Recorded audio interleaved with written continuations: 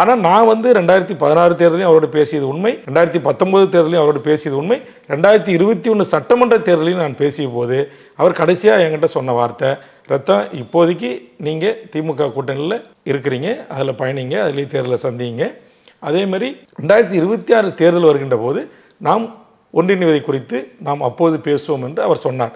ஆக இது ஒவ்வொரு முறையும் அப்படி ஒரு உறுதிமொழி எனக்கு தரப்படுகிறது. ஆனால் ஒவ்வொரு தேர்தலிலும் அதற்கான வாய்ப்போ அதற்கான களமோ அமையவில்லை. அது என்னுடைய குற்றம் அல்ல. அதனால் நீங்கள் வந்து நான் வந்து ஒரு சோதனை, நான் பரிசோதனை செய்தேன்.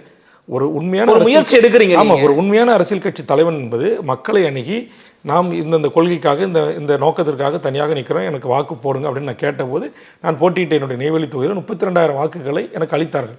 அந்த 32,000 வாக்குகள் என்பது எனக்கு வெற்றி பெறுவதற்கான வாக்குகள் அல்ல. அப்போ இங்கே பெரும் 2 அரசியல் கட்சிகளிடத்தில் தான் நான் வெற்றி பெறக்கூடிய வாக்குகள் இருக்கிறது. அது ப்ளஸ் ஆகணும்.